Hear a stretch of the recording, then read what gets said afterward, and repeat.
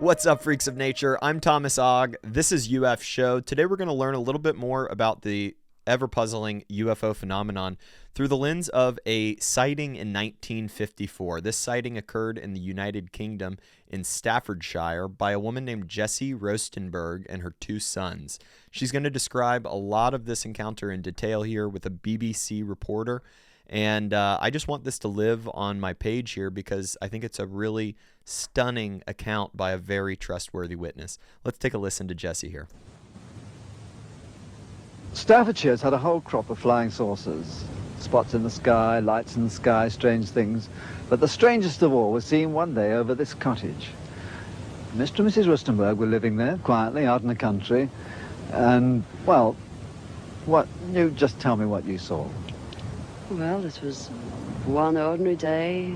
I was waiting for my husband to come home from work, and my two sons went to Seifert to school, and I was getting changed, and I heard this terrific noise. It was just like a giant cauldron of water being poured onto a fire, a shh sort of noise, you know. And my first reaction was, oh, the children. I thought maybe a plane was crashing or something like that. And I slipped my jumper on and went outside to find my two sons lying flat on the ground in the garden in front of the house, shouting, "Mummy, Mummy, there's a flying saucer." Well, naturally, I just said, "Come on, don't be stupid. Come in the house." But felt sort of a strange sensation. Wended my way up the side of the house to where we had a pump, where we used to get all our water from, and automatically looked up to see this, all I can describe, this huge Mexican hat. It was stationary, this thing, and it was bright silver in colour, and it had a dome. It was tilted to sort of, I could see the occupants in it. You saw people in it? I saw people in it. There were two people in there. These people were beautiful people. That's the only way I can describe them. They had long golden hair, like a page boy bob, just like the old kings. You used to see photographs of the old kings. And the colour of the hair was golden. Now, I was really... What were they dressed in? They had a sort of a polo neck jumper affair, like a ski top suit, in pale blue. Now, these people weren't sat one behind the other. They were sat together, but this, whatever it was tilted so that I could see them and they could see me. Were you looking at them through windows, through portholes? Or no, not portholes. It was just sort of like a cockpit, I suppose, that had this perspex or glass or whatever it was. They could see me anyway, and I could see them. And they had beautiful faces. I shall never forget their faces as long as I live. Their foreheads seemed to be a bit larger than, you know, the bottom of their faces as normal people you would expect to see. But maybe this was just whatever they had round their heads, which was like a transparent fishbowl. And they just looked. And I was absolutely paralytic with fear. I couldn't move, although my mind was ticking over. And they looked so sympathetic that I was just mesmerized for what seemed to be, ages, but it could have only been seconds. And I turned to sort of look down at the boys, was unaware that they were with me because I was so absorbed. And the next thing, I looked up and it was gone. How low had it been? It had been the height, I couldn't tell you. But the house that you've seen, it was just on top of the roof. It was hovering on top of the roof. How big was it compared with the size of the house? It swallowed the whole circumference of the roof. I couldn't see, the roof was completely blotted out. The chimneys I couldn't see. All I could see was this massive object that I described as like a Mexican hat without the bubbles. And then it flew away sideways or upwards? No, I didn't see. I just looked up and it had gone.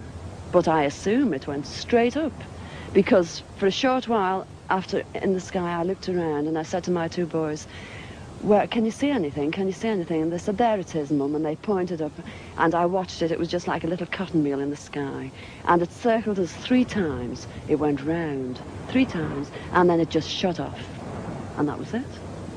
When I started to analyse myself afterwards, I feared that I might have had an hallucination, but then I knew I hadn't had, because my sons were so sure about what they'd seen and what I'd seen. And it went through my mind that it was a secret weapon from Russia, and then I thought, well, it can't be that, because if they had something like that, they wouldn't need to fear anybody or anything. Were you scared by it? Did you run indoors? Oh, I was petrified. I couldn't move. I couldn't move a muscle. I was paralyzed with fear. But now I wouldn't be. Because now, when I look back, you know, I think, what an amazing thing to have happened, and for me to have seen it. And when your husband came home, where were you? Well, when my husband came home from the office, I was locked in the house with my children, under a big kitchen table that we were using. Under the table? Under the table, yes. It's funny now when I look back. You know, it sounds absolutely ridiculous, but this is the truth. This happened. And that's it. We were ridiculed. It was very embarrassing at the time, and people, they possibly thought, oh, she's a nutter. But, you know, who cares? This is something that happened to me, and I'm a practically minded person, and that's it. Stunning account. And as you heard her say there at the end, she's a practically minded person. This is an event that was embarrassing, that didn't bring a lot of positive interactions into her life, and yet she's emphatic that this occurred. And in my opinion, this is a highly believable witness. I cannot imagine that this woman is an actress, that she is just making this up. She provides incredible, hard to believe details, but stops when she doesn't have details. Did you see it shoot up? No, I didn't even notice. You know, I looked at my sons and it was gone, but I assume it shot straight up. You know, she doesn't provide more than she knows. And it seems to me like she knows what she saw that day, and it suggests that there's a lot more complexity to this issue than we can even fathom. It's got some bizarre sci-fi-like components to it. There's a lot of interesting lore around what these aliens are. Are they Nordics? Are they Pleiadians? Who knows? But thank you guys so much for watching. I hope you enjoyed this interview. Thanks to BBC. Also, thanks so much to Decibel Gardens for growing some of the best weed this side of the solar system. This Roswell 47 here was grown in outer space by interdimensional gray aliens, if you can believe it. Go to decibelgardens.com to learn more. Also, check out Clarky's Cannabis. Clarky's is growing some of the best organic OCal certified cannabis on the market here on planet Earth. Check it out at clarkyscannabis.com. I'm Thomas Ogg. This is UFSHOW. I'll see you next time.